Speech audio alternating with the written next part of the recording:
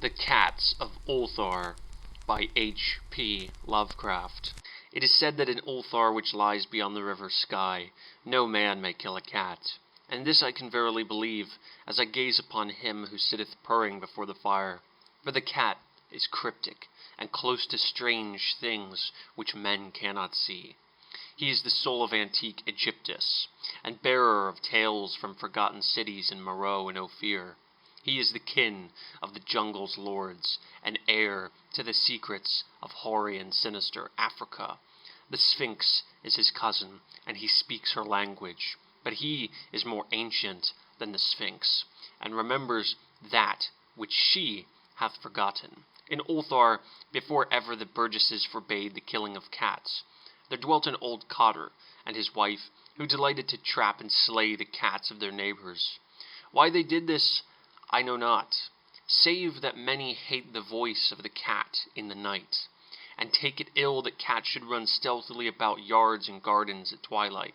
But whatever the reason, this old man and woman took pleasure in trapping and slaying every cat which came near to their hovel.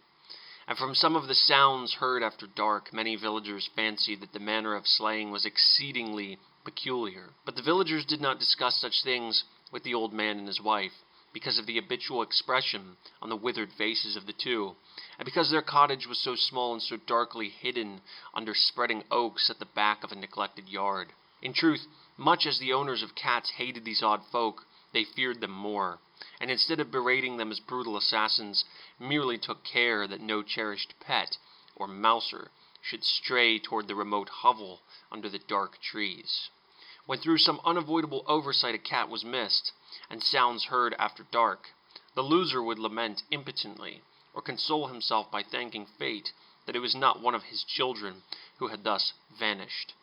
For the people of Ulthar were simple, and knew not whence it is all cats first came. One day a caravan of strange wanderers from the south entered the narrow cobbled streets of Ulthar.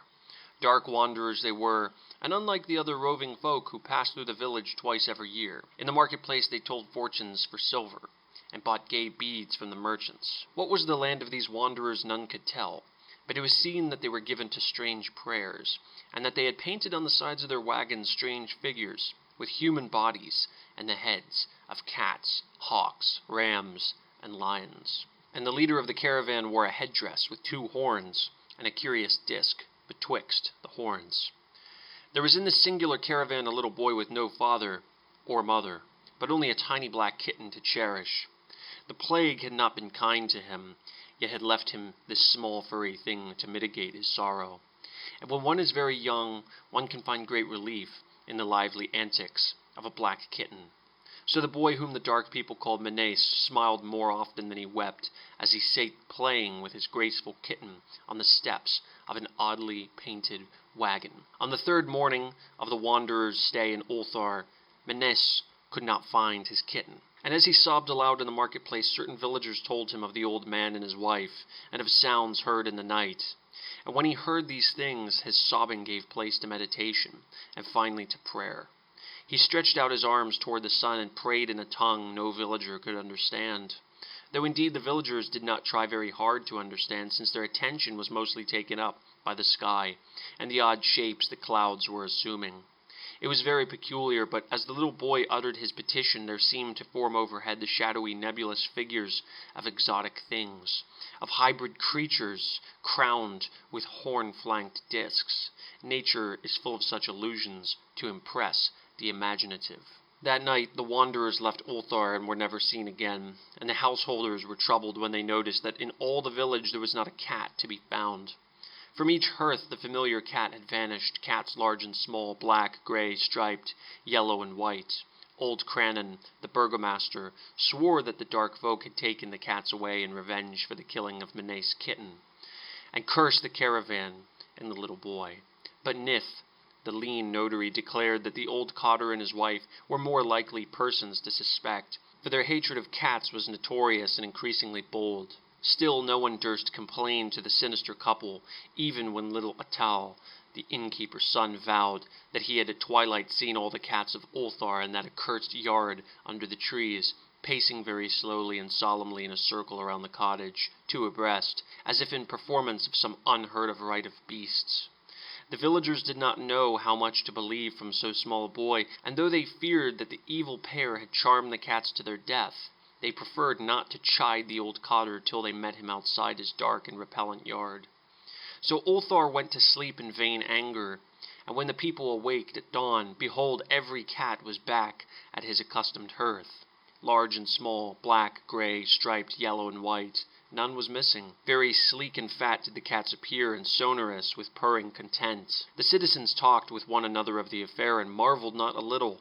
Old Crannan again insisted that it was the dark folk who had taken them, since cats did not return alive from the cottage of the ancient man and his wife. But all agreed on one thing, that the refusal of all the cats to eat their portions of meat or drink their saucers of milk was exceedingly curious. And for 2 whole days the sleek, lazy cats of Ulthar would touch no food, but only doze by the fire or in the sun. It was fully a week before the villagers noticed that no lights were appearing at dusk in the windows of the cottage under the trees. Then the lean Nith remarked that no one had seen the old man or his wife since the night the cats were away. In another week the burgomaster decided to overcome his fears and call at the strangely silent dwelling as a matter of duty, though in so doing he was careful to take with him Shang, the blacksmith, and Thul, the cutter of stone, as witnesses.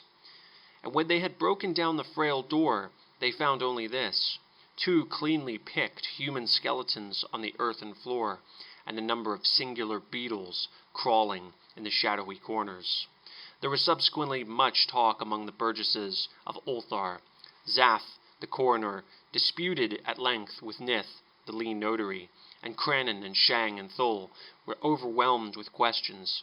Even little Atal, the innkeeper's son, was closely questioned and given a sweetmeat as a reward.